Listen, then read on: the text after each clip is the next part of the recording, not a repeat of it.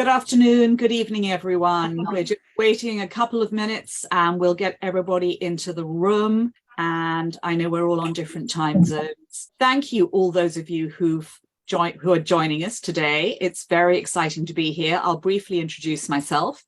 I'm Lucy Thompson, and I am a productivity coach in the 3 market centers in New Jersey that are Summit, Montclair, and Westfield. We're literally 25 miles due west of Manhattan, and I have a passion for learning. The very first time I took Ignite, I thought it was absolutely fabulous. Now we're on to this version of Ignite, and it's even more fabulous. So I hope you'll have fun with me tonight. Okay, so we are talking about growing your network. As we just said, we're going to put that in. You can see that's an example of what I'd like to see there. It'd be very helpful if you could just go ahead and do that. And this is the course overview. And today we are at Embrace Your Job. So in session 1, Mary discussed the value proposition of being part of Keller Williams. And in this second session, this is all about Embrace Your Job being the real estate agent of choice. So we'll cover the key priorities a real estate agent has and discuss what it takes to become a great agent. So let's hear a little bit about progress with the success system from last week. If your birthday happens to fall in November and you would like to raise your hand and have a brief share of about 10 seconds, I would encourage you to do that. So if your birthday falls in November and you'd like to share something about the success system over the last week, raise your hand, let me know, or simply jump in with a comment. So the fact that we've got silence, does that mean that people encountered challenges? What challenges did you have this last week? And were you all able to meet with your accountability partners? And if so, what are your ahas from working with them and being accountable? So I'm just going to call on somebody, and I can see Steph, who is up in the top of my screen. Steph, were you here last week? I was not. This is my first time attending. I just started last week. My birthday was last week, so I felt like I had to talk, but I just did not have anything new to say since I've never been here. That's okay. So you're on a new journey, which is exciting. Yes. Good. So I'm going to choose somebody else. Let's see. Nick, you are unmuted. Would you be able to share with us something that has been either a success or a challenge over this last week? Yeah, I've had a lot of, it's slow but steady. I'm a new realtor myself, so it's getting everything all lined up. It's taking a drink out of a fire hose, like they say. There's just every direction there's something else that feels like I can't fully do it until I have this other thing set up as well, or paid for, or but it's all moving along. I just got all of my social medias are set up, and I've got them all tied into one thing, so I can schedule posts and start getting interaction that way. I would say that the biggest issue, and I'm sure you get this every class, is just finding a way that feels motivating and effective to do the kind of things that a new realtor has to do, the cold calling, the for sale by owner, learning your scripts and just how to get people to say yes to you when if you're being honest with yourself, you're not the most experienced person for the job generally. Nick, you make a really good point, and I'm sure there are other people feeling the same way. With my own coaching clients in the productivity coaching program that we have, so often I find that either they want to be 100% perfect and know everything before they reach out to anybody they know. And let's just clarify, it's not cold calling if it's somebody you know and you're reaching out to your sphere. It's warm calling because these people want to help you succeed in your business. So the danger is, as a new agent, that you become paralyzed, almost like the paralysis of analysis feeling. And then you find you can't move forward because you don't have that particular piece of the puzzle, when actually what Gary Keller teaches us is that we fail forward and we learn as we go along. We might know maybe some of it, maybe 2/3 of it. We're never, any of us, going to know all of it. Right now, I have been back in real estate for 23 years, both as a coach and primarily as a solo agent. And there are things every day that come up that surprise me that I have to go out and find out about. So one of the things I find very helpful is just when somebody asks a question, you can always say, if you don't necessarily know the answer, you know, that's a great question. Let me give it some more thought and get back to you. You don't have to know it all. And so often when you're meeting with people, you're going out on a fact-finding mission to begin with anyway, rather than anything else. Does that help, Nick? And does that help others?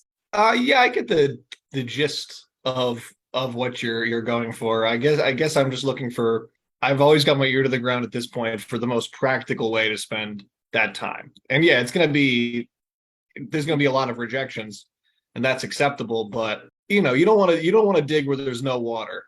I just try and find that's why I prioritize the social media first, was because that the level of impressions that you get from that versus a call to somebody off of Zillow or something like that it's an order of magnitude.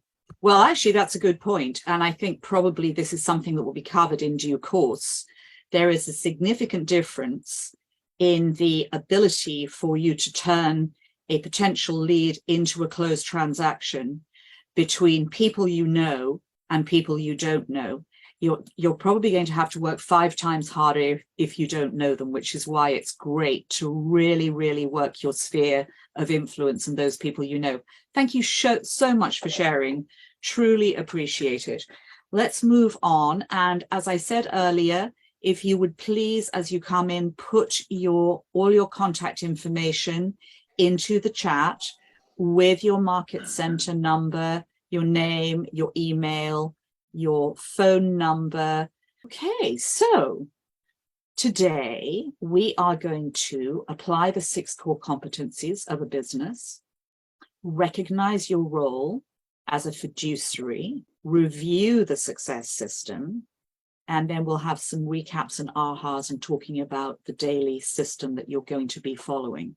This would normally be something of about 5 or 6 minutes in duration. Obviously, with a large group of agents, we can't cover these things. And because we're remote, not in person, that makes it additionally difficult. So bear with me. Some of these things we're not going to be able to do. I'm happy to answer questions, though, as we go along. Here we have the 6 core competencies of a business. The first thing I wanted to ask you, though, was what part of being a real estate agent excites you the most? Anybody can jump in with an answer here. The financial freedom and the scheduling freedom to spend, you can balance more your life and family. Yes. Kind of on your own terms. Yes, absolutely, Heather. That's right. I find that it's very rewarding to have this career in real estate. It does give you the opportunity to support someone when they're making a really, really important decision in their life, and you're building relationships with others.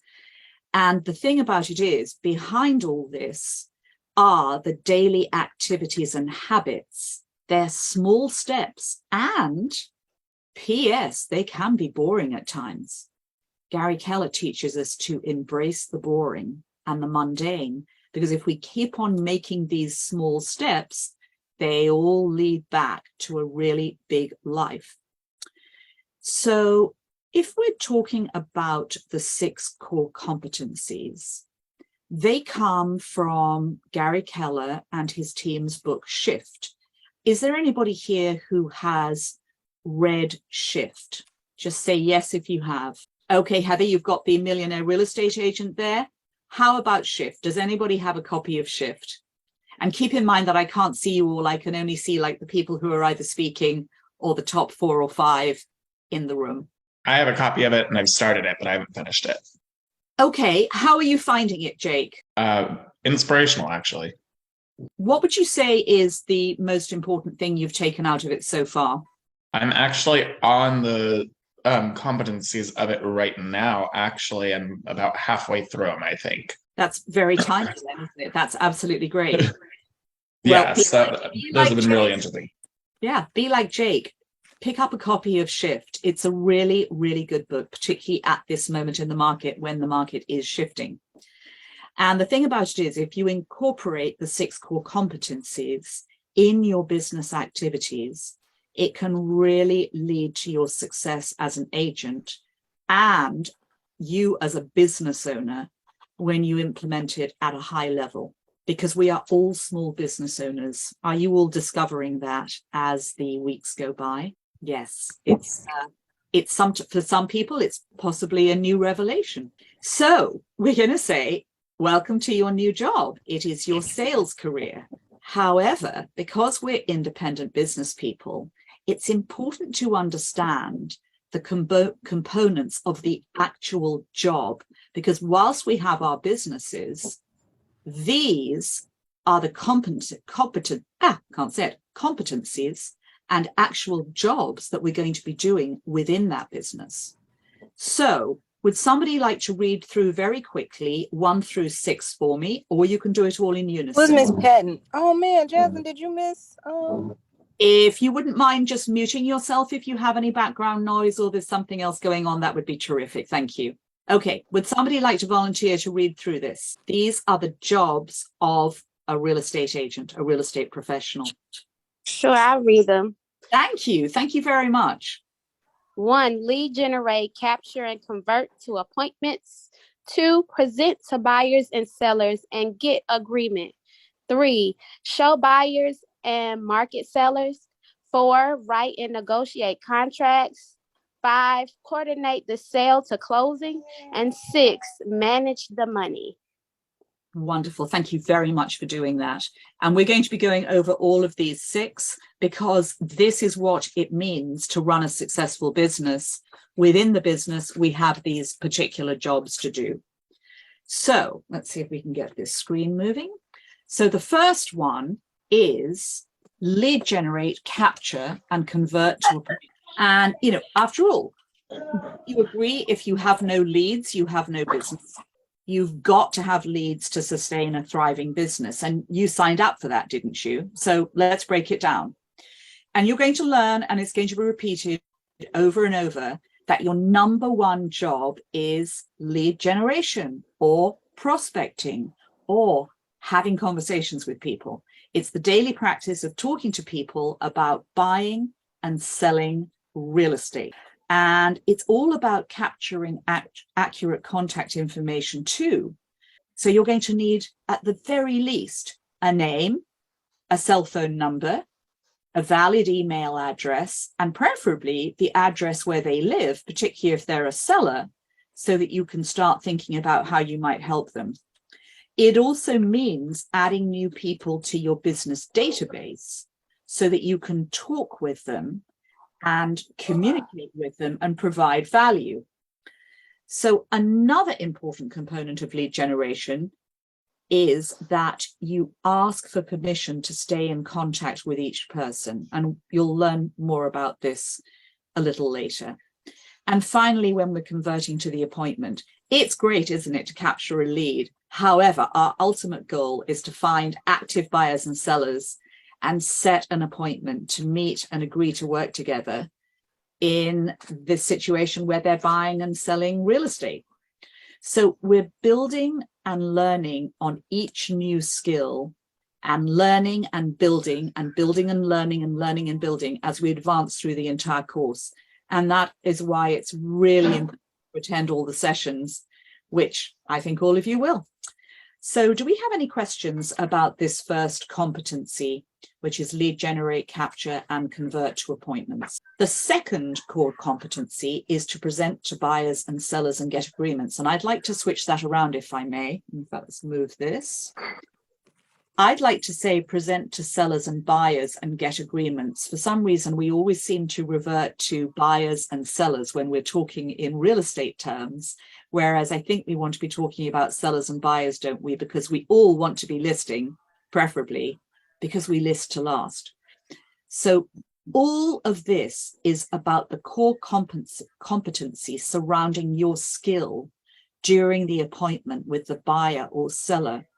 And presenting, say, to buyers means going through the buyer consultation document, which outlines the buying process and all the steps to take to assist them. And then you might also be addressing their concerns or questions. Similarly, with sellers, you're going through the entire listing presentation document, and you're going to outline to them the selling process, including marketing that you're going to provide and all the steps you take to get their house sold. I don't know if any of you have looked at this, but you can think that there are probably at least 45 to 60 steps to get a buyer through to closing. And maybe there are up to 125, 130 steps to get a seller through closing. So this is what we're all after. We're after signed agreements, and we want to make sure that we are giving the clients the best possible job, best possible attention, and that if we don't know the answer, we're going to find the answer for them. So the third is, and again, I'm going to turn this around, marketing listings for sellers and showing buyers houses. What does this mean to you? Anybody can jump in with an answer. So when you're marketing sellers, that translates to marketing their house in the best possible light. And as Nick said earlier, via the most channels to ensure that as many potential buyers as possible see it and are interested in it, because the more that see it, hopefully the more offers they receive. And showing buyers is all about understanding the needs of the buyer and selecting the right houses for them to experience with you. So for example, if you have somebody who's said, I'm absolutely not interested in a main street location, and they suddenly ask you to see a house on 123 Main Street, what are you going to say to them? You might say, well, now what's changed? Because you said to me you were adamant that you weren't going to want to buy in a location like that. So sometimes you have to keep revisiting what people are doing and see if by chance their situation has changed or their requirements have changed. So the next fourth competency, core competency, is writing and negotiating contracts. It's a big responsibility. The wonderful thing is these days, we have everybody from tech trainers to DocuSign and Dotloop in our offices, all attached to Command, which is our CRM. And so we have an awful, God bless you, we have an awful lot of help when it comes to that, which is fabulous. So let's see if we can just get this person admitted. Occasionally, I'm going to be admitting people coming in, so please excuse me.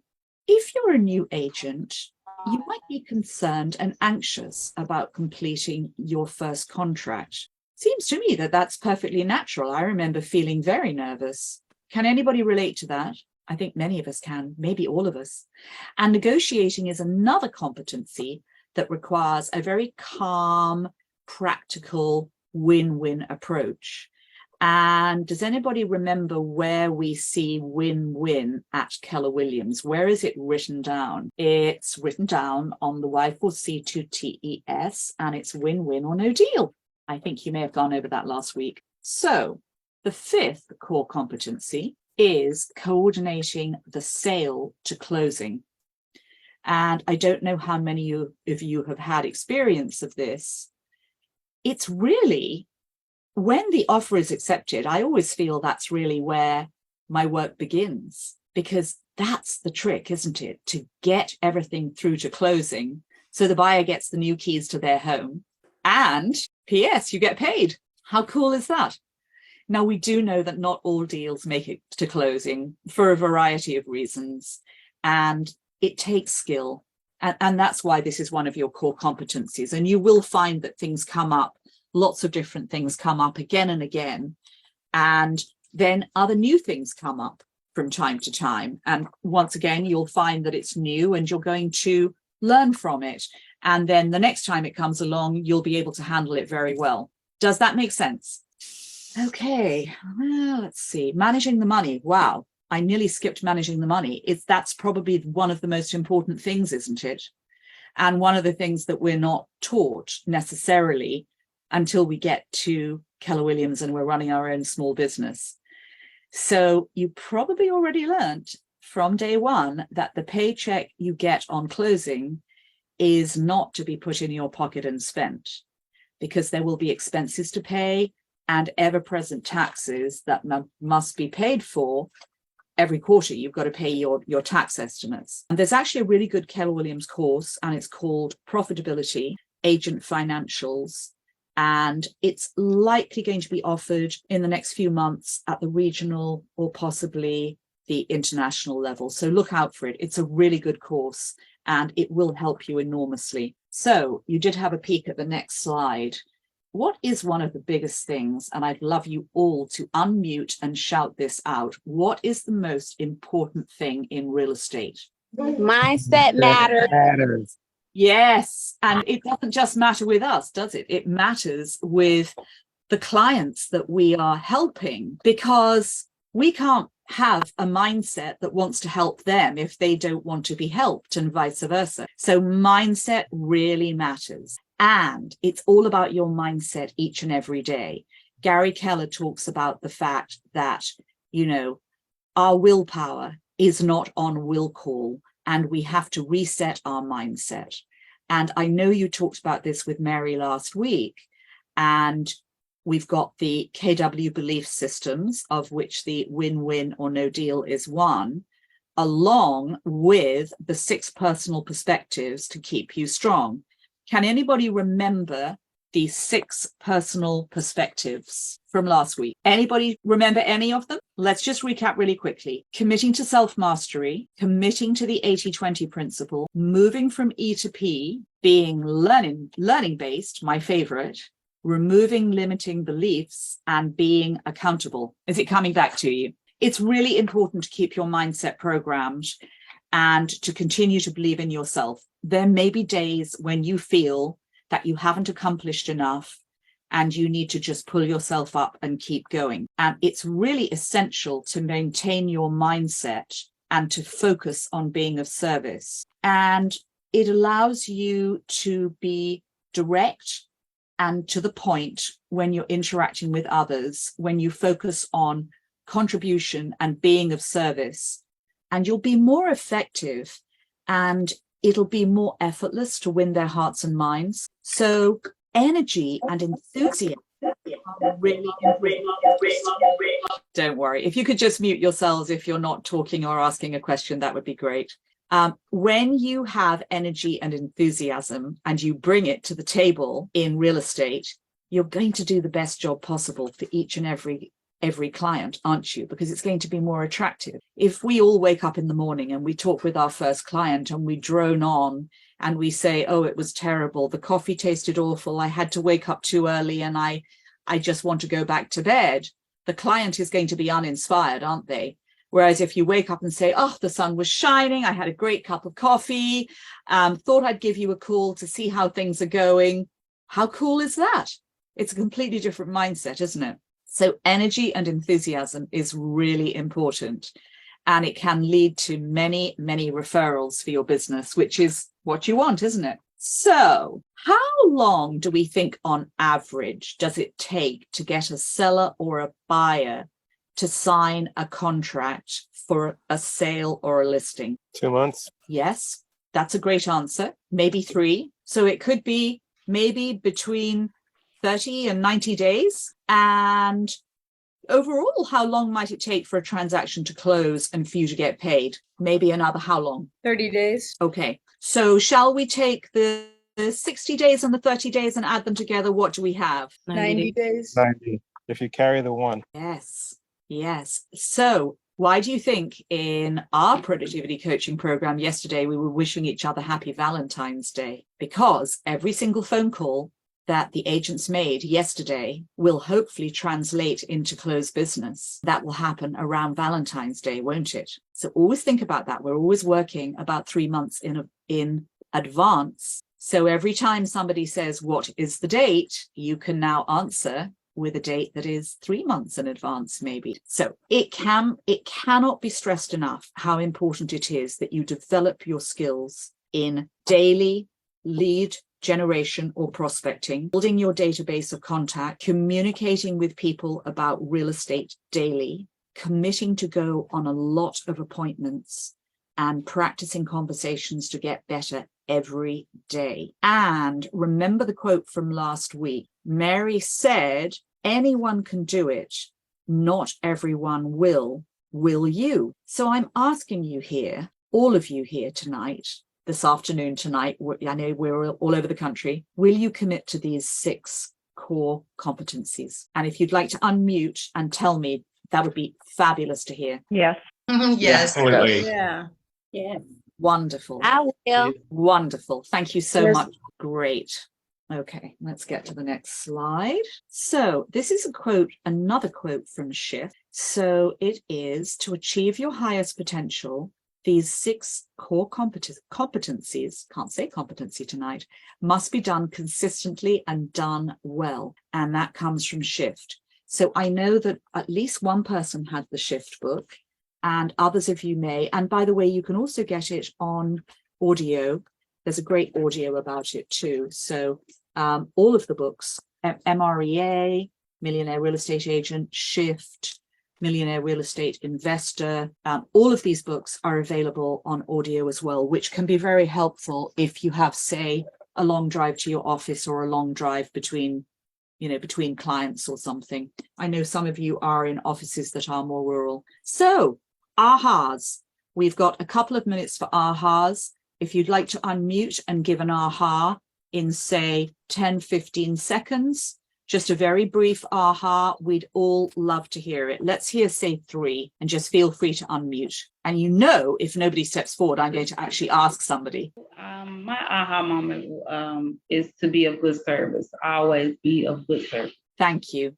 That was Tamika. Thank you, Tamika. Absolutely. I think all of us would agree wholehearted with you. Thank you so much for sharing. Who's next with an aha? I think the aha is if we continue to think of working in advance 60 to 90 days. That, to me, that was an aha. Yes. Yes, absolutely. Absolutely. Most definitely.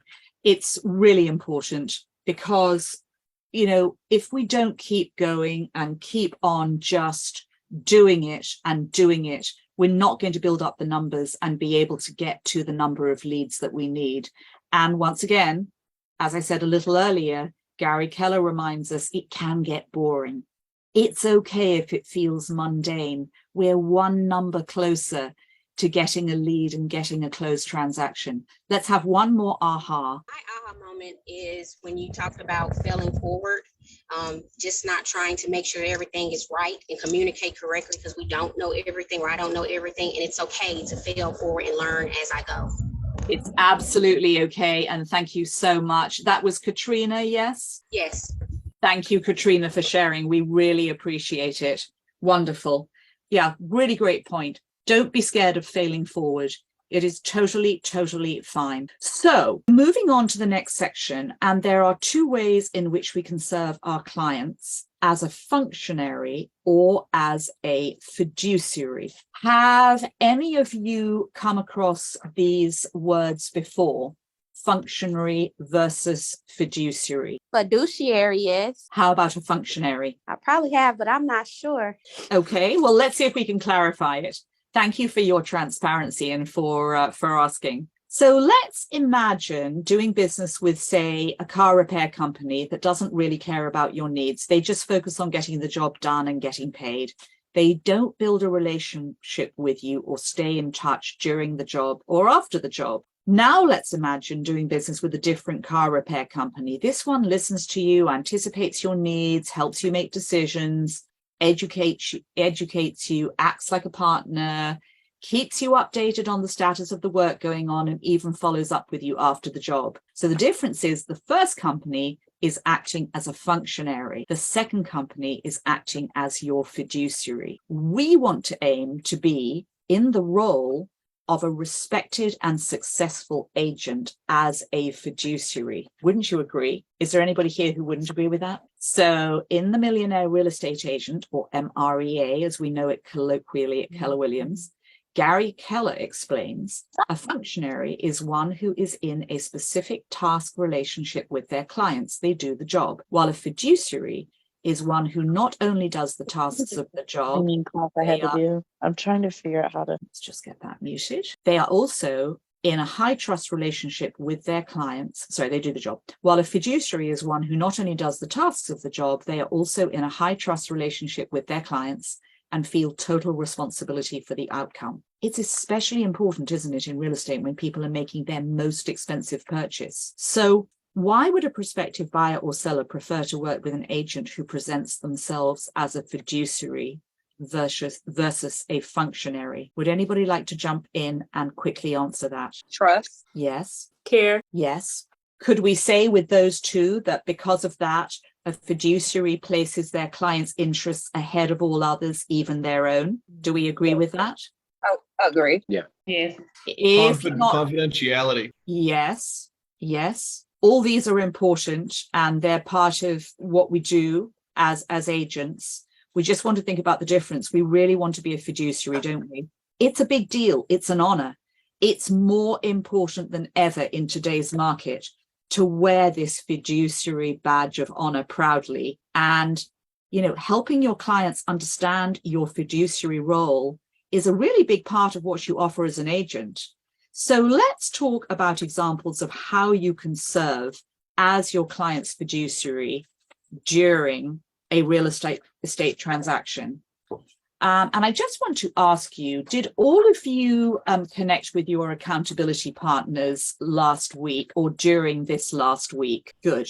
I'd like to see 52 yeses, preferably. What is that? When you are choosing an accountability partner and you are going to be role playing with them on a daily basis, you're going to be checking in with them.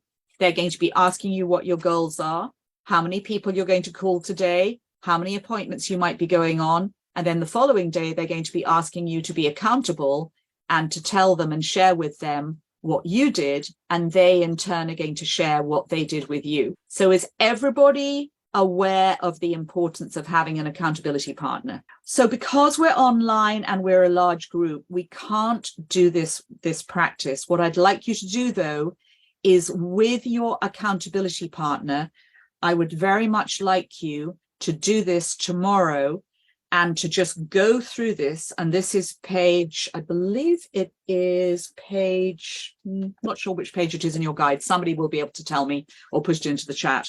So keep in mind, do that exercise tomorrow with your accountability partner. So let's go into the next slide. This is what we're talking about, being the fiduciary. So make sure this is something you really understand. And because if you are the fiduciary, you're going to be a much stronger agent and you're going to inspire more confidence in your clients and in yourself, frankly. Are there any questions about this difference between fiduciary and functionary? Okay, we will move on. So managing the money. How important is this? It's very important. It's very important. Absolutely. It truly is. Truly. So let's talk about how you can serve as a fiduciary for the sixth core competency, which is managing the money. Because managing the money means being responsible about how you handle your finances. Would you trust somebody with such a high dollar purchase if they couldn't manage their own finances? Probably not. In fact, most likely, of course not. So in addition to giving you validity, managing your own money leads to financial security, and financial security provides you the freedom to be discerning about which real estate transactions you become involved in or not. There may be times when you choose to decline a deal because it doesn't allow you to remain in high integrity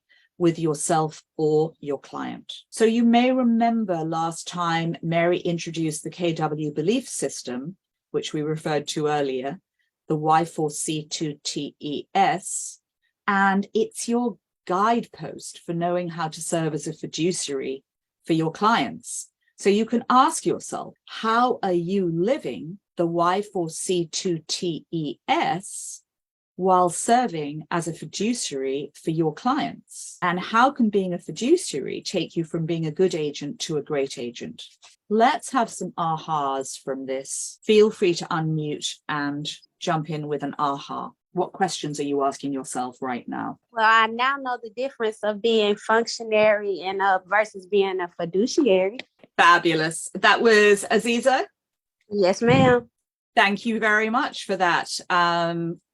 Who else would agree with Aziza? Nicholas, you're nodding your head in agreement. Thank you. Terrific. Okay. Anybody else with any other ahas or questions at this moment? We will move on then. And we're going to be introducing the Daily Success System, which is part of the Daily Ignite course. This was the thing that really grabbed me when they first introduced Ignite, which I think must be now about 12 or 13 years ago. I thought it was absolutely amazing, and just such a simple system. So it gets you into the habit of lead generation while you're supporting your journey to become an agent who is truly working with people in a fiduciary way. So let's go into it a little bit. And by the way, for anybody who's joining, I've just admitted somebody else. If anybody has joined and hasn't put their contact information in the chat box, please do so. And it should include your name, your market center, the city and state of your market center, your email, and your phone number, your cell phone number.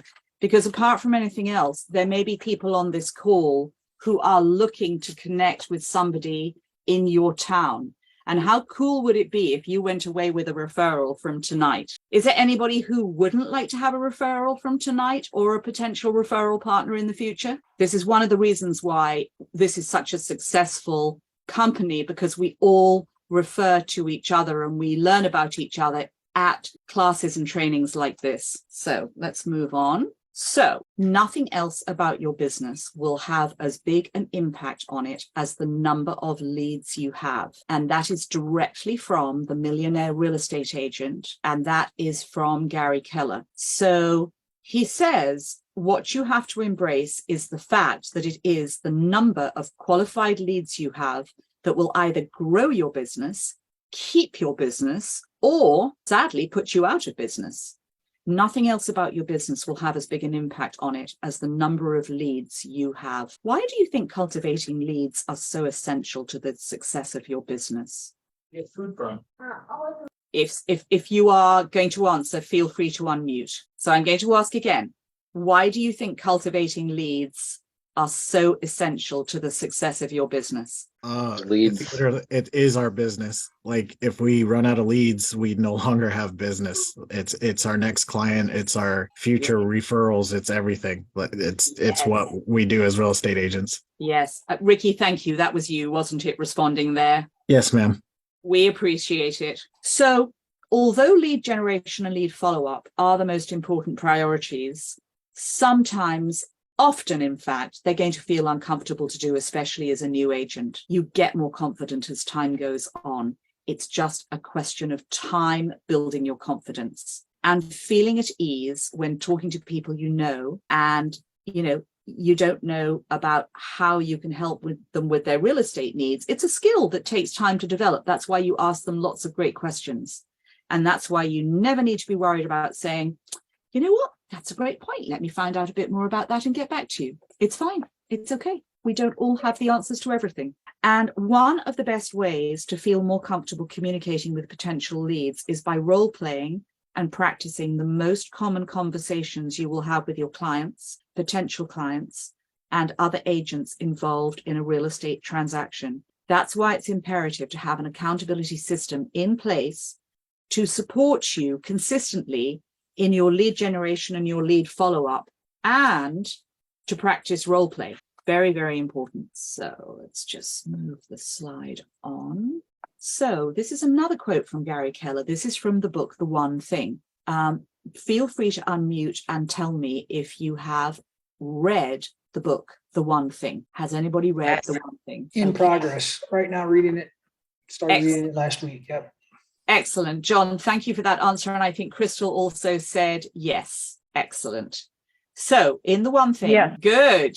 Another yes, excellent. Accountable people achieve results only others can dream of. And that's directly from The One Thing by Gary Keller and Jay Papasan. So what would your aha be from that quote? Accountable people achieve results others can only dream of. So how about when you, yes, I'm sorry, would you like to answer? My aha moment from that would be people who procrastinate are not ones that are dependable. So those who are accountable, you can depend on them to get things done. Yes, absolutely. Thank you very much. That was Tristan, I think. Thank you, Tristan. So when you report your progress on your goals to someone else, you gain more focus and motivation in that accountability, don't you? So think about accountability as a process. It's difficult to maintain that drive, that constant drive over the long term. But when you are defending your activities to an objective observer, your accountability partner, it becomes easier to stay focused. And accountability is about getting and implementing feedback. So you take time on a regular planned basis to meet with whoever is holding you accountable, to look at your numbers and to refocus your efforts. Once again, for anybody who just came into the room, who I just admitted, let me just get this other person in. If anybody is entering the room and hasn't put their contact information in the chat box, please do so. We've got 51 participants, maybe 50, and I would like to see everybody's information in the chat. We want your market center name, the city, the state, your name, your email address, and your cell phone number. Because speaking of accountability, none of us do it alone, can we? So when we're choosing an accountability partner, these are what we look at. These are the things we look at. And we're going to, I would love to have been able to do breakout rooms. Unfortunately, with such a large number of people and such a limited amount of time tonight, we're not able to do that. So what I'm going to do is I'm going to ask you to take out of the chat either a screenshot or something of 2 or 3 people and reach out to them tomorrow, early tomorrow, and figure out who you can become an accountability partner with. Maybe it's somebody who is in a geographic area that interests you, or you have a connection there. Please do not choose your best friend forever who's also on this call. Why might I say that? Well, I would like to say I'm Cameron. Last week I started a WhatsApp group and I kind of grabbed everybody that was from New Jersey. And then we put it in there, and I'm already connected with Tristan. And if you're from New Jersey and you want to connect and you want to get into the WhatsApp group, again, I'm Cameron. You can find me in there. Montclair office. Fabulous, Cameron. Thank you for doing that. Wonderful. Let's all follow Cameron's lead, and let's make sure we find a couple of potential accountability partners in the chat. Hopefully you can all see it. You will put your information in there, and then you can reach out. And when you're choosing an accountability partner, I'm not going to read all these through. You can read them on the screen. You want to be very supportive, though, and you want to have each other's best interests in mind, don't you? Because you want to encourage your fellow agent and you don't want to dampen their enthusiasm. Yes, you're going to give constructive feedback. However, you want to be very, very encouraging and make sure that they want to continue. So, as I say, I want you to be able to do this first thing tomorrow. Keep in mind, some people are Pacific time. You might want to add that if you are Pacific time, because right now I know for us, it's like 7:30 on the East Coast. For you, it's 4:30 in the afternoon.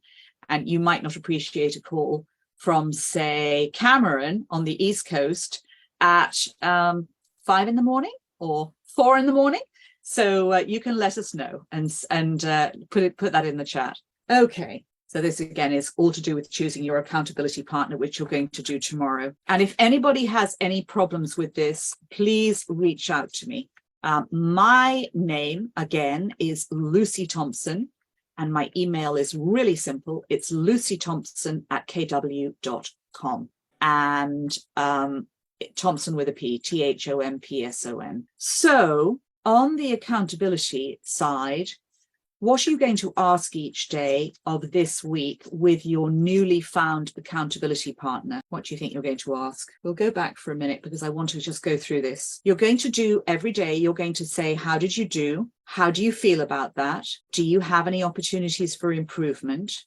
How will you address those opportunities? What were your wins? And how will you celebrate your wins? So particularly when you are celebrating wins, are we talking about little tiny wins, medium-sized wins, or big wins, or anything in between? All of them. Absolutely. We want a whole armful of wins, don't we? We want to celebrate every single win. A win might be as simple as you pick up the phone and you make a call and you get a lead. It might be as simple as you go on a listing appointment and you have a really good conversation. And whilst the seller's not ready to sell, they're going to be selling in 3 months.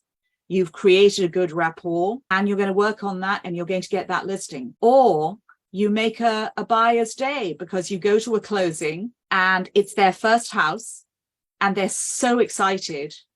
And you have a huge number of small wins that you've created along the line until you've got this armful of big wins culminating in your buyer closing. I'd like everybody to unmute and I'd like you to say at the top of your voices, I want to celebrate all the wins. On a count of 3. I want to celebrate all the wins. Celebrate all the wins. I want to celebrate all the wins. Great.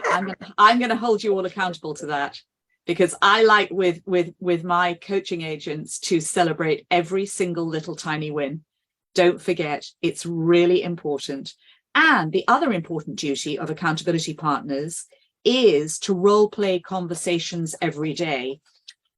If anybody would like to unmute and tell me and tell all of us what they do and whether they actually role play every morning. In our offices, we role play every morning before we do our prospecting. Who else does that? I do. I do the scripts practice with Chris in the morning, every morning. It's the big group and everyone goes into their breakout rooms and has like 2 other people to rehearse scripts with. Fabulous. That's fabulous, Aziza. Exactly. Go do it, because it's a really great time to really gain your confidence. You can ask Ford questions, F-O-R-D, and you can make really good use of that time to practice.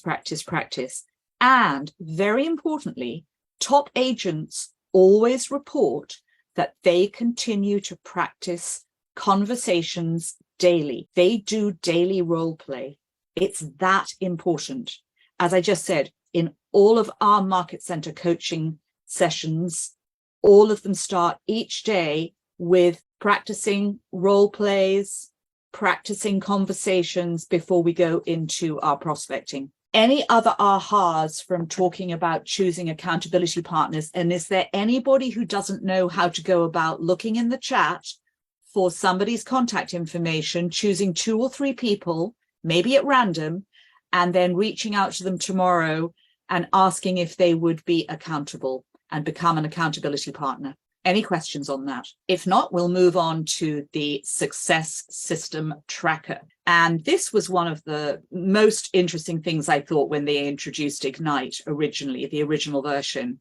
So in the first session, Mary introduced the Success System, and there is a Success System Tracker in your participant guide, and you can use that during Ignite. You can also do it online, which is very nice. You can actually complete this online if you want to, because now we have this online ability. We can fill in our numbers for Ignite. So today we're going to focus on the first 3 activities, and that would be the conversations, contacts added, and handwritten notes. And why is it important to complete these activities? It's important because it's going to help you build and nurture relationships with others. Any questions on that? Okay, so Peter Drucker, who, for those of us who studied marketing in school, he was an Austrian-American management consultant, educator, and author, and he wrote some very interesting things. And one of the things he said was, quote, "If you can't measure it, you can't improve it." How does this apply to the success system we just discussed? And feel free to unmute and respond to that. So that quote, "If you can't measure it, you can't improve it." How does this apply to the success system we just discussed? Because you could know where you started and you can see how you're progressing and when you're holding yourself accountable for your wins. Yes, exactly. How can you see your overall trend and how you're doing unless you measure it? You've got to measure your numbers, haven't you? And to begin with, the success system is going to seem like a tall mountain to climb. However, when I put mine in online, I simply leave it open as a tab all day. And at the end of the day, at about 5 o'clock, I fill everything in that I've done that day. And it's really easy. Start as you mean to go on. Start measuring what you do and get yourself conditioned into this habit. Does anybody remember how long it takes to form a habit on average? 27 days. 14 days. 21 days. It can take up to 66 days. Some people, it takes them even longer. I think I'm one of those people it takes longer. How quickly does it take you to fall into a bad habit? 1 day. It can be as little as 4 days, Aziza. Yes. I know you said 1, it can be as little as 4. I guess 1 could be also true. So really make sure that you keep tabs on your numbers. And if you, like me, at the end of the day, put it all onto a spreadsheet or into the Ignite tracker, the best thing you can do is to keep a tally in a notebook or in the bottom, if you have a paper calendar, the bottom of your paper calendar with the numbers you want to put in every day. Any more questions on that or comments about people? And are you already, some of you, figuring out what your numbers are and what your trends are? And would anybody disagree with the comment, "If you can't measure it, you can't improve it"? I'm going to take it that silence means you agree. So thank you. And we'll move on to the next important item, which is Ford. Has anybody heard about Ford? Yes. Good. I think, was it Katrina that unmuted just then? Would somebody like to explain how they use Ford? Okay, we'll get to that in a bit. So the first thing you want to do is you want to engage, if you are being accountable in Ignite, you want to engage in 10 two-way conversations with people that you know daily. So you might wonder, what do you say in those conversations? So remember that last week, the Ford method was introduced to you, and it's a really approachable way to start a conversation with someone in your sphere of influence, someone that you know. This is not a cold call. This is somebody that you know. So as you can see up there, F is family, O is occupation, R is recreation, and D is dreams. So it's easy to say that it's Ford, F-O-R-D. So what are some questions that you could ask a member of your sphere, people you know, about their family, about their occupation, about their recreation, about their dreams? Anybody can jump in. How's your family doing? Are you still working on the same job you used to be? Yes. Are you doing anything new to stay fit? What's your next go, I guess? Love it. That's great. Thank you for jumping in there. Can I just, are you up for a little bit of coaching? Can I just tweak it slightly? Definitely. So how about using some open-ended questions instead of ones that only require a yes/no answer? How might you change one of those questions you asked about maybe your occupation? Where are you working at right now? Yes. What are you concentrating on in your work right now? Where are you working right now?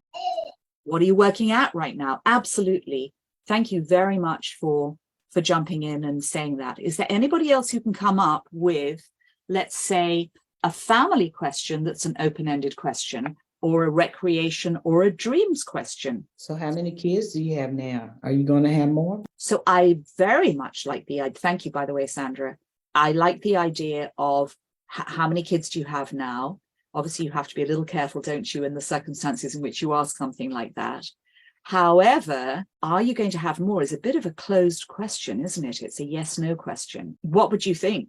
What would you think about buying another house? What would you think about visiting Alaska? What is your wildest dream? Do you see the difference between an open-ended question and a closed-ended question. And you can share gratitude with this method, because something I like to use when I start off a conversation based on Ford is I might ask them what their biggest challenge is right now. Now, it could be something like they say, you know what, we've got 6 sinks and we've got 4 leaks. Would you believe there are 4 leaks? And I might say, how about I help you find a good plumber? Oh, yes, that would be fantastic. So that's something you can help them with. It might be way bigger than that. It might be, you know what, my daughter's having a baby and we're up here in Minnesota. We want to move down to Florida to be with her. We don't know what to do. That's something you can help with, isn't it, as an agent? Can everybody relate to that? Yes. Good. Thank you, Steph. And you can use any excuse. You can ask, what's your biggest challenge? What's your biggest success right now? You can use birthdays, anniversaries, charitable drives, home anniversaries. You can use all sorts of things. And it's not an interview. It's not an interrogation. It's meant to stimulate a conversation and make it an easy two-way dialogue. Now, the one thing you've got to do when you use Ford is our role is to ask a question, and then we have to listen carefully without interruption. What I find sometimes with our productivity coaching agents is that they ask a question and they don't allow the person time to respond. Have any of you ever fallen into that trap, or have any of you been the subject of that, where somebody's asked you a question and before you can even start to form your answer, they've moved on to the next thing and they haven't let you answer? How does it feel? Yes, and it's frustrating. It can be very frustrating, can't it? Yes. And You sometimes tell you that person was not listening or concerned about your thoughts. yes, exactly, Sandra. Exactly. That's a really, really good point. So make sure that you listen carefully to their answer before you ask the next question. And then you can maybe make some comments or add your own thoughts and ask more probing questions. And, you know, for example, a person who's answering an occupation question in the last 2.5 years might have said, well, I got laid off and I'm on unemployment. We might have jumped in and said, how can I help? Not can I help you, which is a yes, no answer. Rather, how can I help? What can I help you with? Who can I introduce you to help you with this problem? So the answer is to go into these questions in Ford, using the Ford method, carefully with open-ended questions and just seeing how you can help. You don't know how you can help until you start asking questions. And for example, let's say they answered an occupation question where you ask them, you know, what they're doing for work right now. They might say, I just started a new job. You definitely wouldn't respond back with the next bit and go straight into recreation and say, so what do you like doing for fun on the weekend? That would sound like you're reading from something canned, wouldn't it? You'd probably go back to that occupation question and you'd say, oh, how's that working out for you? And maybe they might say something along the lines of, well, you know, it was a little tough to begin with.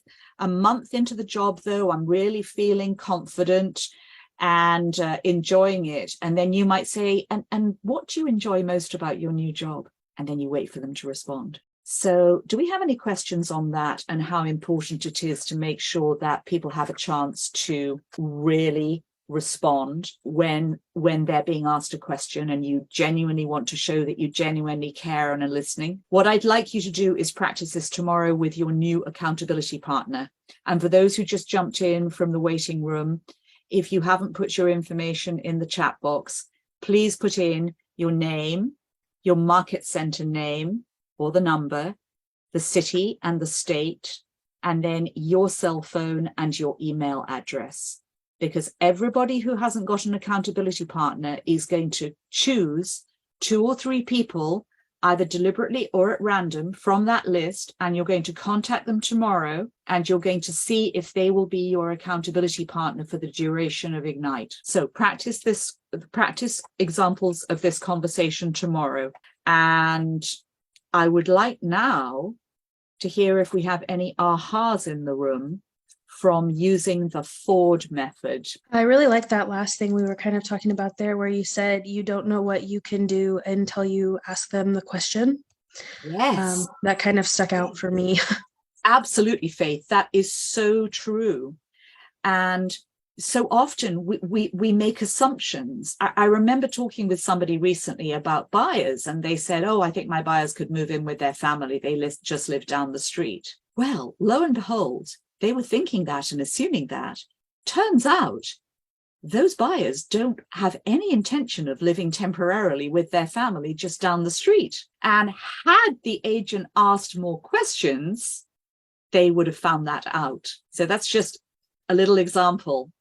And it's jumping the gun a little bit because we're talking about Ford, family, occupation, recreation, dreams. However, you might have somebody, and when you ask about their family, how's the family? I know you live down the street from, your siblings. Do you get to see each other much? And they might say, absolutely not. We do not talk to each other at all. Maybe you might say instead, how do you interact with the rest of your family? Do you, what do you do to spend time with them? So you might have more of an open-ended response. So Faith, yeah, great observation. And thank you for coming forward and talking about that. Any other questions about Ford before we move on to the second activity on the daily success tracker? I actually did have this exact situation today with a potential lead. And okay. I found myself actually listening as opposed to going in and thinking, okay, how can I get this sale?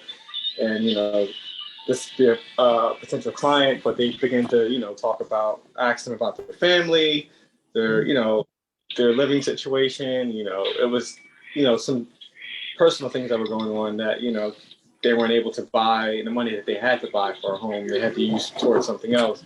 But I actually took a minute to actually listen to what they were saying as opposed to saying, oh, well, that sucks for you, but when are you looking to buy a house? But actually, went through these steps without even knowing it. And yes. It's not necessarily the sale, like you said, right now. That's 3 months or even a year from now, but building that rapport with that person that shows that I actually care and that I'm not just there to collect the commission from them. Absolutely. I could not agree with you more. It makes so much sense what you've just said. Thank you very much for sharing, Tristan. That's really helpful. Any other ahas from what Tristan just mentioned to us? Okay, I'm going to do something very brave and hope I can share my command screen with you and then get back to the slides. If not, I will see what happens. So I'm going to stop sharing for a minute and let's see if we can get this working. So you're hopefully all still with me. I want to get back to where this is what it did before it jumped back to the beginning. It's probably operator error. Never mind, we will get there. I built in a couple of minutes for my poor piloting skills here. We got to the daily success system and we talked about Ford. Right, what I wanted to do was show you, I actually wanted to show you my command and I could not get there and get back to you and show you everything. So can everybody now see my screen and see that we have contacts? Does everybody here know how to put in a contact? Okay, is there anybody here who doesn't know how to put in a contact? I can tell you it's way easier to do it from your phone than it is on the desktop. I am such a fan of the app. Right, absolutely, absolutely. The app is great. And, some people like it one way, some people like it the other way. The main thing is to remember this. I like to remember it as COD, and you'll get into this more as you get into Ignite. However, I just wanted to share it with you. So you start off by putting in your contact, and at the very least, you want their name, their phone number, and their email address, don't you? And if they're a seller, you want their actual physical address. So you put in the contact, then remember it's COD. So you go to O and you go to opportunity. Opportunity is the handshake here.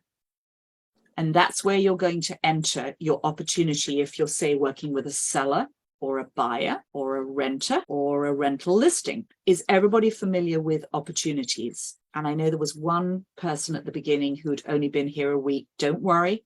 Yeah. You won't necessarily remember this. You will be reminded of it though regularly. So COD, what do you think the D stands for? So we've got contact, opportunity. Where do we go from opportunities to do paperwork and contracts and things like that? Documents. Yes. Documents. It could be DocuSign, it could be .loop. Maybe you have another system, we use DocuSign, we used to use Dotloop. So COD, cash on delivery. What does that tell you? Cash on delivery, cash on delivery. What does that bring to mind? This is also where you're going to do your compliance and how you get paid. Because if you got the closing commission, if when you get to closing, you haven't put all your stuff in the compliance sections of Command, the opportunity section, you're probably not going to get paid. You're going to get a call from your MCA saying, Sandra, where's your paperwork? Do you think? So I will tell you a secret. One of the things I learned very early on when we went to Command was how to get paid. I didn't want to wait. And that's when I thought, COD, contact, opportunity, documents, and voila, it works. So the other, any questions on Command? And I apologize that I can't show you in person. You'll do more with Command as Ignite goes on, which is great. So the third activity is to write 10 handwritten notes to those who you know daily. I know it takes little effort.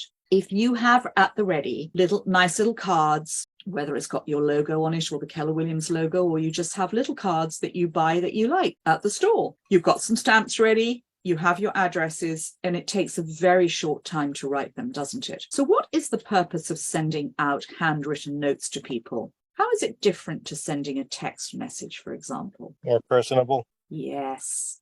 Tahir, very personable. They are really going to feel that you've cared, aren't they? So we had an interesting conversation this morning in our role play and prospecting practice. And this was coaching agents. And somebody said, I'm going to be sending somebody a birthday card. Do I put my business card into it? What do you think the general group consensus was? Yes. No. No. Don't do it. That's right. No, they said, don't do it. Don't do it. And then the agent said, well, what if they don't remember me? So what did we jump in with then? How about using a smart plan where you call a week in advance and you wish them a happy early birthday? And then maybe on the day, you go through Facebook, Instagram, you send them a text message, you post it. Meanwhile, the day you wish them a happy birthday early, you put a little birthday card in the mail to them. And you said something along the lines of, Dear John, have a great birthday. It was wonderful touching base with you today. Warmest wishes, Tahir. Now, they know who you are, don't they? And they're not going to forget it. Not in a week, maybe 9 or 10 days, not a week. So, no, you're not going to put your business card in there, are you? So the handwritten notes is just to your contacts that you know? It's to anybody. I send them to people that I meet. Maybe I'm given a referral by a mutual friend and I don't know these people. And I go to their house and we go through a seller conversation. They're thinking of listing. And I'm going to go back to the office and I'm going to handwrite a note and say, it was so great meeting you today. And I'm looking forward to working with you and to answering your questions. Let me know if there's anything I can help with. Best regards, Lucy. So only to people you met? That I might put my business card in if I haven't left it with them. I probably left it with them that day. You're reaching out to people you know. We'll get to that in a little bit. So don't worry. So it's very, very nice because now think about it. When was the last time you received a handwritten note? Did you appreciate it? And it distinguishes you from other agents because the majority of people are not going to do it.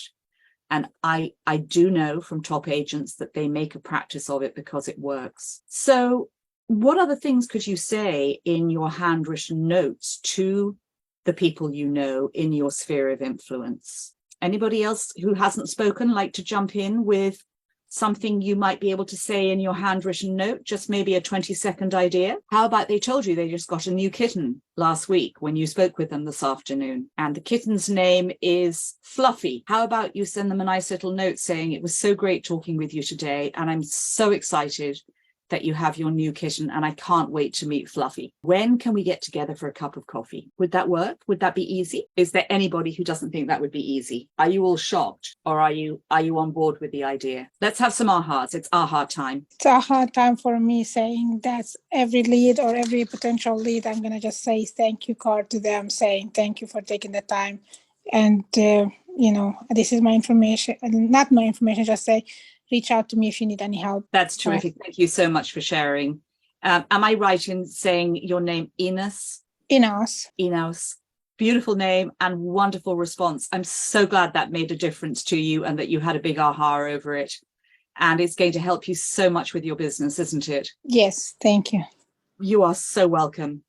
Any ahas from anybody else? Thoughts, comments, concerns, questions? So you know what's happening next. If nobody else is going to jump in with an aha, I'm probably going to ask somebody. So let's hear one more aha from somebody about the success system, which is 10 two-way contacts a day, as in two-way conversations, 10 new contacts in your database each day, and then what else? 10 handwritten cards. Can you all pledge to do that? Yes. You can unmute and tell me. Somebody did. Thank you. Yes. Yes. Yes. Excellent. Excellent. The more the merrier. Let's have all the voices chime. Yep. Well, I have a question. This Yes. is Helga. Yes, Helga. So the 10 contacts a day or 10 conversations a day, do you put those in command? The 10, like if you talk to 10 different people, do you put those in command? So what you're doing is they're probably already in command, or you're putting them in command as you talk with them. This is a great question. Thank you, Helga. And there is the ability to write notes in command and to set tasks and reminders, which is why I wish I could show you my command system. It's absolutely brilliant. And so you've got all these options, and then you can set yourself a reminder to contact them in, say, however many weeks or months you've decided. So Helga, for example, how long have you been in the real estate business? 5 weeks. 5 weeks. That's great. Congratulations. You're in the right spot. Excellent. So if you've been in for 5 weeks, you're probably still frantically putting your contacts into command. Is that right?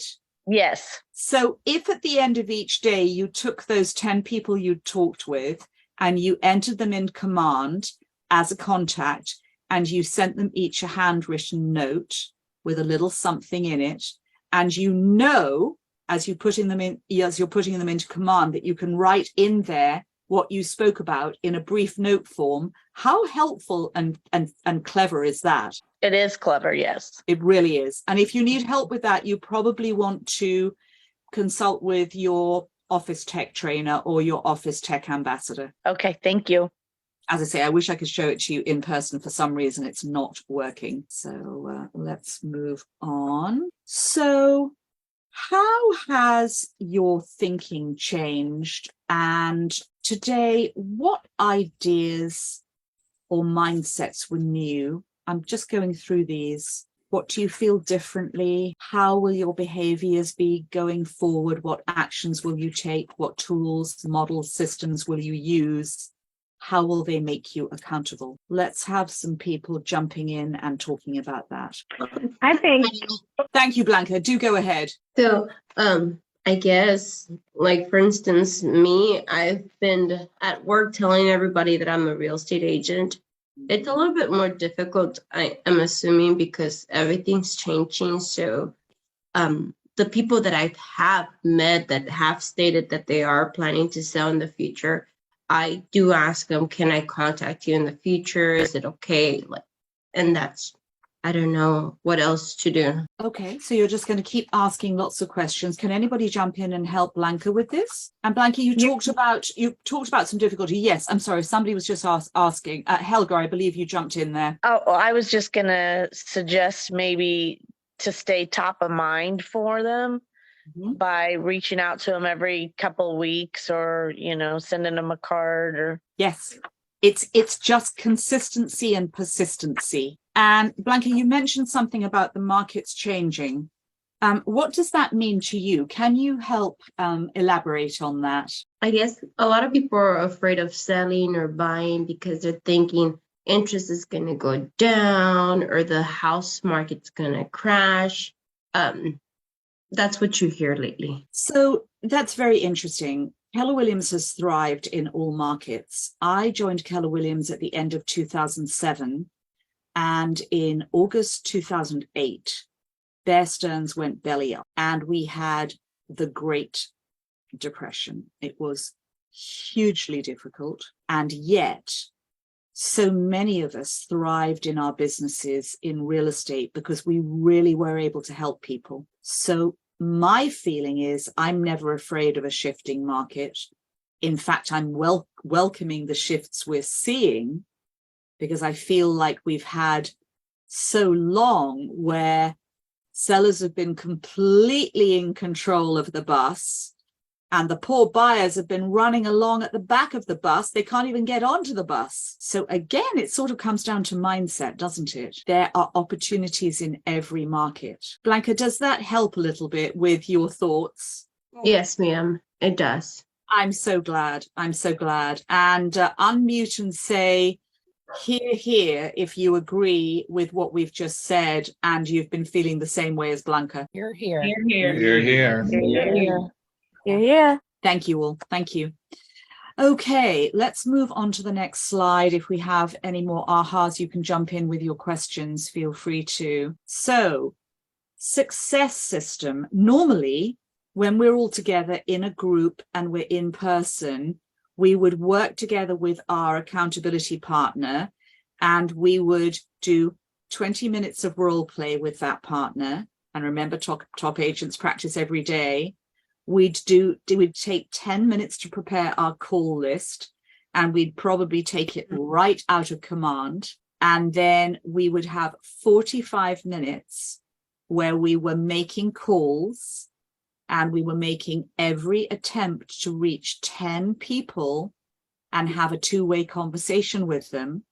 And then we'd spend 30 minutes updating our database with information that we've gleaned over that period of time we're spending, so that we get our database up to date. Because you've got to have a database that you feed, that you nurture, that you look after.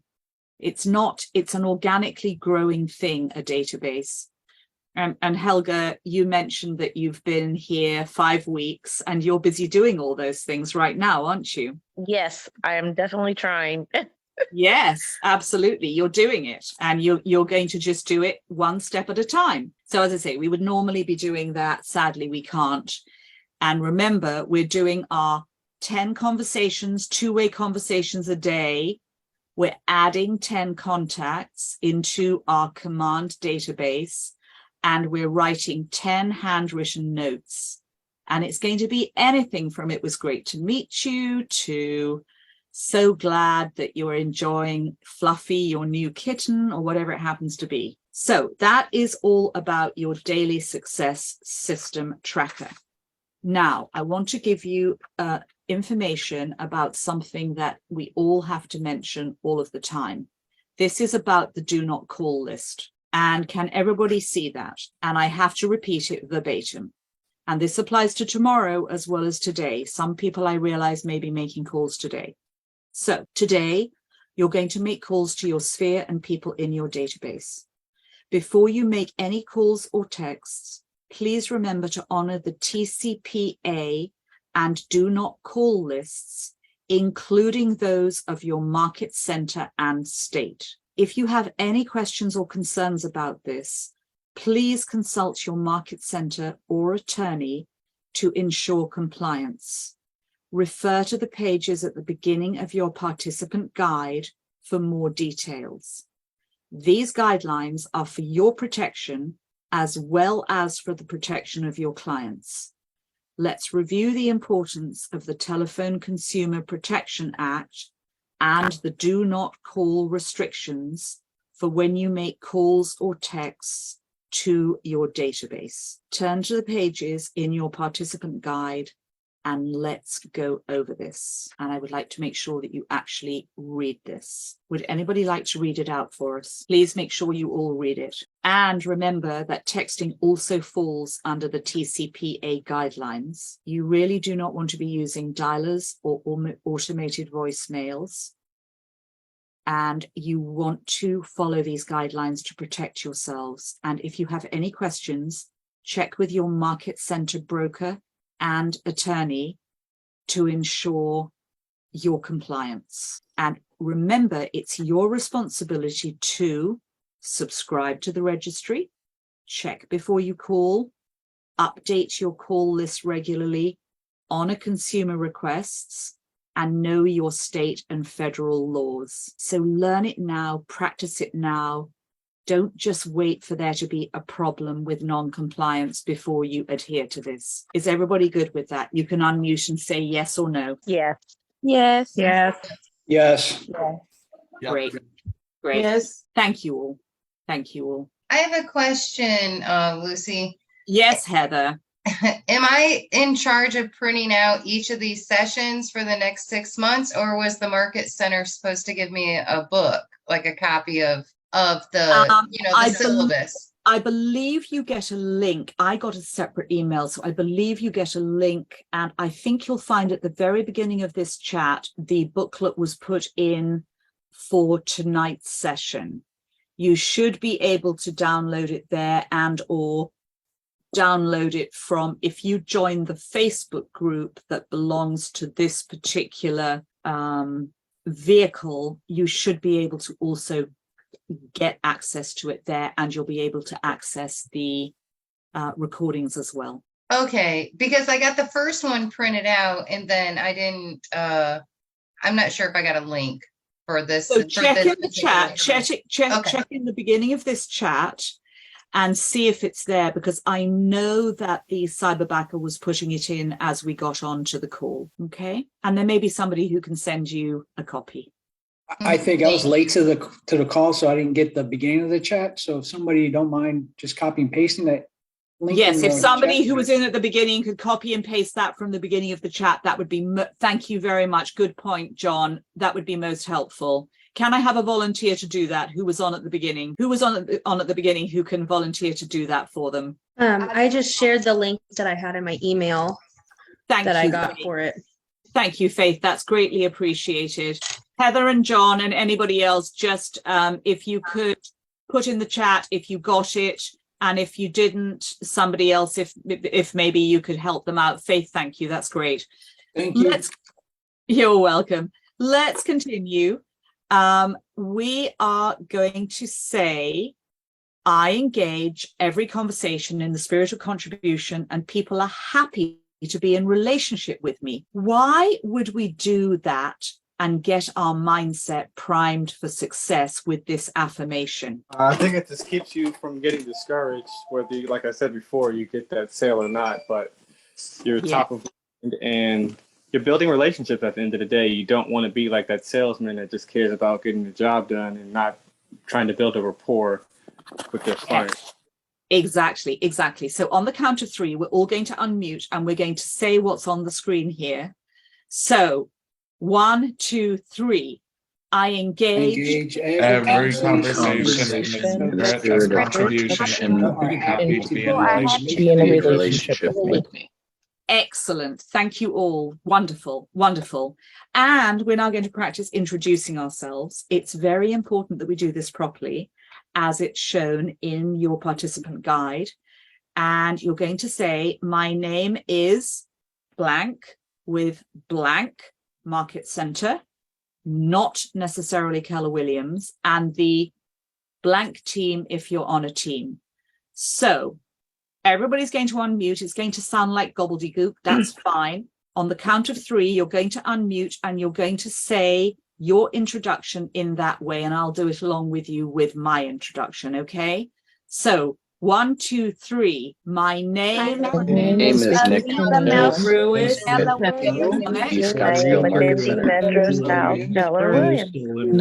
Carol Huffman, auction. Excellent. Well done. Fabulous. Good job. Good job. You guys are wonderful. You're really playing along, and I love it. And that's what Ignite is all about. This is what I'm so sad we don't have time for. I endeavored to figure out if we could go into breakout rooms and, do role play and role modeling. And it just wasn't possible. So I would ask you to do this with your accountability partners every day over this next week. Okay. And make sure you connect with somebody to be an accountability partner. That's why I suggested maybe taking 2 or 3 names out of the chat with their contact information. And remember that all the conversations used in Ignite are in, I believe it's called Conversations to Spark Your Career book. And if you are stuck with that and don't know where to find it, send me an email and I'll figure out where you can find it. And once again, it's lucysthompson@kw.com. Now, as I say, I'm very sad we're not doing the role model and role play. I love that bit. So this is a very important step when you're preparing your conversation list. And it's going to take you about 10 minutes every day. Actually, what you're in reality probably going to do is you're probably going to download some contacts from Command, or you're going to simply be sitting on your phone or in front of your Command screen. You're going to have your contacts open and you're going to know who you're calling because you'll have checked them and saved them. And to reach 10 people, how many people do we think we're going to have to call, maybe dial, to reach 10 two-way contacts each day? 20. Yeah, absolutely. It could be quite a number, couldn't it? So you're going to prepare them, you're going to take action, and you're going to maintain by updating the contacts in your database. You're going to enter additional information in the notes in Command that you've learned from your conversations, and you're going to follow up with any commitments, maybe by setting a task or a reminder. So just remember, only call people that you have permission to have a conversation with, and keep in mind the TCPA restrictions when you do this. Any questions about this and preparation? So you must comply with the TCPA and any other federal, state, or local laws, including the B2B calls, that's business to business, and texts. Never call or text a number on any do not call list, and do not use an auto dialer or artificial voice or pre-recorded messages without proper consent. Contact your attorney to ensure your compliance. Is everybody good with that? Yes. So we talked about updating your contacts and the follow-up and how important it is. And as I say, I wish I'd been able to demonstrate to you how to add contacts into Command. I'll tell you what we'll do at the end. If we get through this by about 8:25, I'll get rid of the PowerPoint and see if I can just go to my Command for you for a minute or two. Would that help? Yes, please. Good. We'll see if we can do that. And don't forget to write your handwritten notes. It is so helpful having those, because that way, you're going to make an impression upon people. We none of us get handwritten anything these days, do we? Maybe the occasional birthday or anniversary or special greeting, and that's it. Nope, sure. So, that's right. So I'm going to change this very slightly. It says celebrate successes. I am going to say celebrate every single small success and every single medium-sized success and every single big success. The thing that my kids used to ask me when I had a closing, before they grew up and went to college, went away, they would say, "Are you having a closing this week, Mom?" Because they knew it meant that if we were having a closing, I was going to take them out to dinner and we'd celebrate it. They'd ask me questions at night, who did you speak to today, Mom, and etc. And we'd celebrate all the small successes along the way, as I did with all the clients. We celebrated every single success, every single milestone, and then we celebrate the big success at the closing table. It's with the sellers or the buyers, and maybe it's a hug and a nice gift and, "Oh my goodness, I'm so happy for you. Can't wait to see what you do," or "Can't wait to see where you've moved on to." So we're celebrating all the successes, small, medium, large, and everything in between. Is there anybody who doesn't want to celebrate successes? So I will show you Command and Connect if I can, because they're two different things. They are fabulously useful tools. I think Command is absolutely wonderful, and I've used a number of different tools. And the thing about it is it's just being consistent and getting used to it. You really want to get used to it and feel confident with it. And it's going to feel difficult and different to begin with if you're used to something else. And of course, we are so fortunate at Keller Williams. We have a whole lot of wonderful tech trainers. I happen to be good friends with one, and I'm pretty good friends with our regional tech trainer as well. And it's really, there's so much that they can show us on these things. We've got Keller Williams University. We can chat with support if we have a problem in Command. We can post an idea, and that's at ideas.kw.com. And, you know, we can go to technology within our market centers, or regionally or nationally or internationally if they're having a training. We can go to KW Marketplace, and they have wonderful offerings. And then we can go to Connect Live and search for topics of interest. My Connect Live was working earlier. My Connect live stream wasn't. So there may just have been a glitch with that today. So the next session next Tuesday is, I believe it's next Tuesday that you have the next session, 2 days before Thanksgiving, and it's going to be called Connect with Your Market.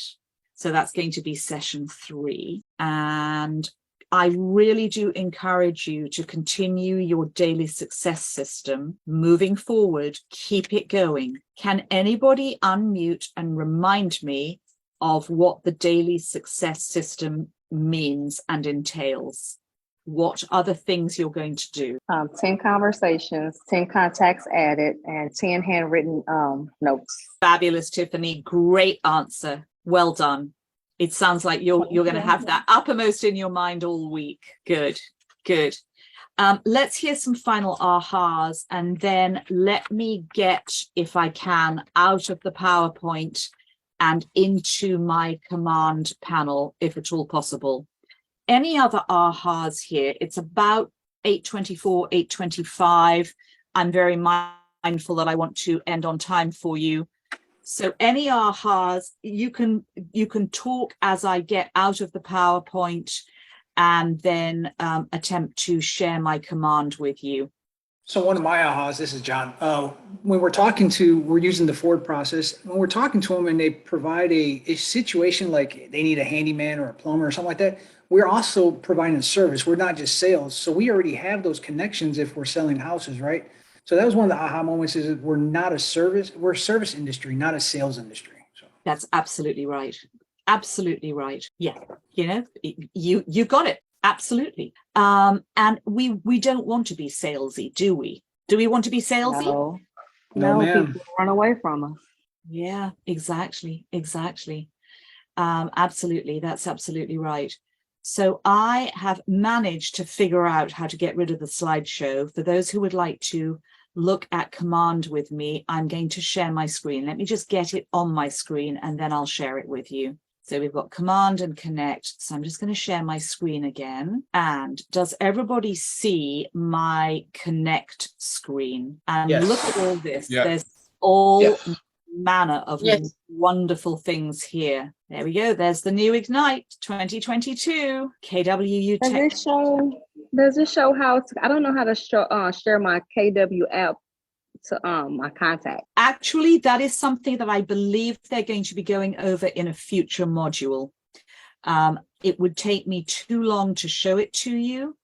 Although, if you send me, I'm trying to think if I have anything that would help you that's like a how-to. Send me an email, tell me what you need, and I'll get you sorted out. It's LucyThompson@kw.com. Thank you. You are so very welcome. So that's Connect. Lots and lots of great stuff. And there are how-to YouTubes and videos on this. If you go in to see, you know, how to share your, probably Nick Baldwin has how to share your KW app. Yes, John, I think you've got your, you've got it. Okay, yeah, John's giving me the thumbs up. Good, good, good. There is a wealth of information here. literally. This is the old Ignite that was retired last month. I mean, this is just fantastic. So this is Connect. And then we have, I want to go to, actually, I don't want to go there. I want to go to, are you seeing my screen okay? Yes. Great. So you can all see me there. Do all of you know how? So if you want to go to Connect, you go to Education. This is MAPS Coaching. This is all about marketing. This is technology. You can go to Command that way or that way. And you can go, look, KW App Resources. I bet there's a how-to on there. KWLS. That's when you start having a listing of your own.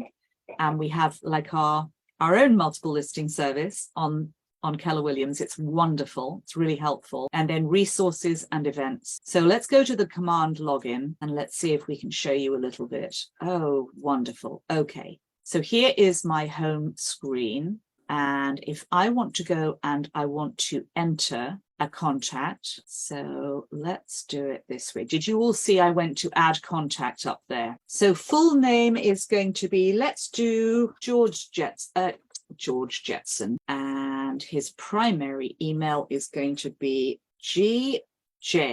no, that would help if I actually typed it correctly, wouldn't it? GJ45XXXXX. It may not accept this, but let's see, at gmail.com. I'm actually not going to save it anyway, but let's pretend that's George Jetson's primary email. And his phone number, surprise, surprise, is 555-555-5555. Oh, and do we have a lead source? Oh, he called in. He was a call-in. Do we have any tags for him? He's a buyer. So we're going to check buyer. He was a call-in, so I'm going to check that. Now, I just happen to have these things here. These are my tags. I just wanted to give you an idea. So Jetson J, let's put him on the DTD2 as well. He is J. Is everybody familiar with the DTD2? Not at all. Okay. That's something you'll probably do at some stage. I'm not sure why it's not showing it. I want him to be on that. Oh, here we go. Okay, so I'm trying to find it. You can get the idea. You're going to tag them. And some people like to tag according to what people like to do. Yeah, look up the DTD2 and Steve Schloeter, SCHLUETER.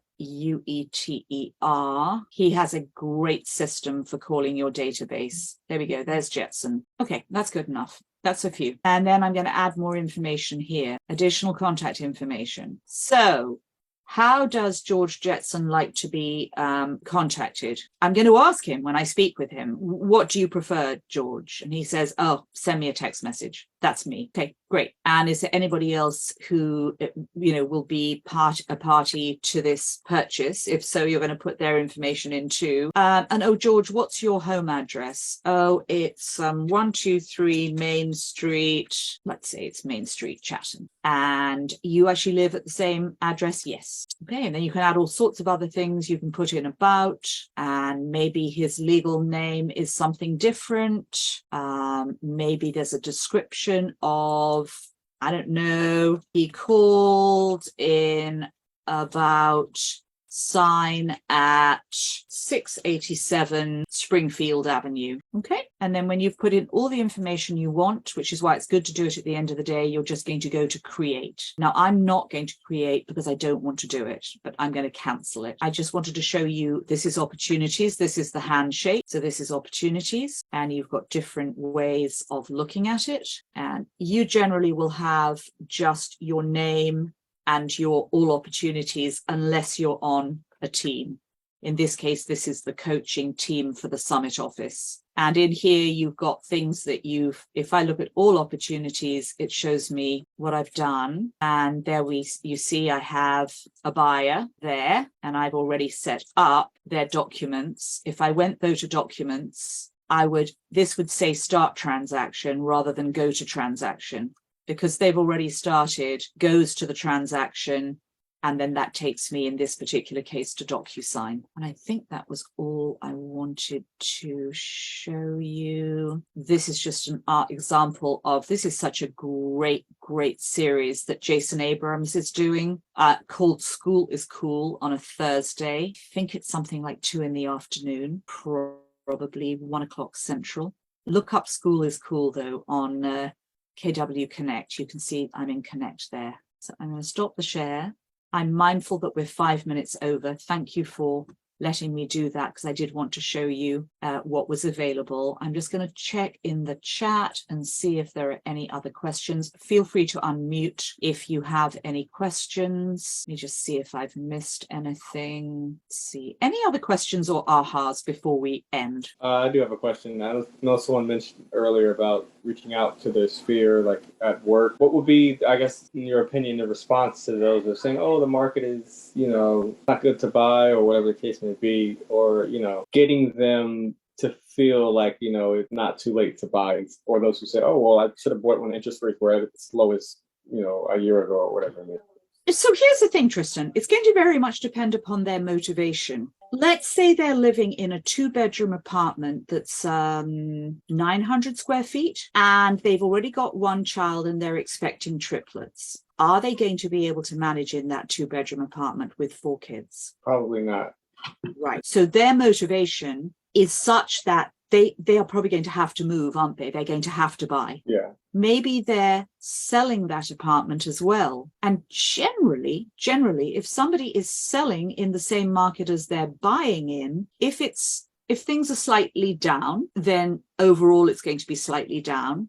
If things are just on an even keel, they're going to be on an even keel. And if they're slightly up, everything's going to be slightly up, isn't it? Yeah. The question is, in this market with rising interest rates, you've got to make sure that their pre-approval is up to date. Every time the Fed raises rates, you want to make sure that your client checks in with their mortgage specialist and makes sure that they can still afford the same amount of house. Okay. That's a reason to get them to buy, because the longer they wait, as interest rates go up, does anybody know roughly what the amount of less buying power each buyer has if they've got a fixed down payment? For about every 1% increase in mortgage interest rates, they've probably got about 9% less buying power. That soon adds up, doesn't it? Yeah. So you have to ask them a lot of questions. You have to find out their motivation. If they just sort of like the idea, maybe we'll put our apartment on the market, maybe we'll move across town, but we don't have to. That's probably not somebody you're going to be working immediately with, is it? That was a great question. Thank you so much for asking it. Any other questions before we end for the evening? I have a question. Yes, Aziza. Where would I go to access the DTD2 plan? Well, if you go onto Keller Williams, very often on your front page, let's see if I can find it whilst we're talking. Let us see if it's here. Sometimes it's running across the screen. You can also look at Maps Coaching. It's here somewhere. It's not always easy to find. Again, email me if you want the exact information on it. It's lucythompson@kw.com. Will do. Thank you. Not at all. I'm looking for it and can't find it immediately. So I'm mindful of the time. We did run 10 minutes over. At least I was able to show you a little bit about what happens in Command. It's a great tool if you use it. Like anything, if you don't use it, it's going to be useless and not help you. So use it. It's part of your fee for being at Keller Williams, and it's a very low fee for everything that it does. So please use it. Enjoy it. If anybody has any questions, please reach out to me, lucythompson@kw.com. It's been an absolute pleasure being here with you tonight. I hope this has helped. I hope you've had a really fun experience, and that session 2, Embrace Your Job, really has started to mean something to you within the wider bounds of your business and the fact that you're all small business owners. Have a wonderful evening, and thank you once again. It's been great to see you all and to interact. Thank you. Thank you. Bye-bye. Thank you. Thanks, Lucy. Thanks, Lucy.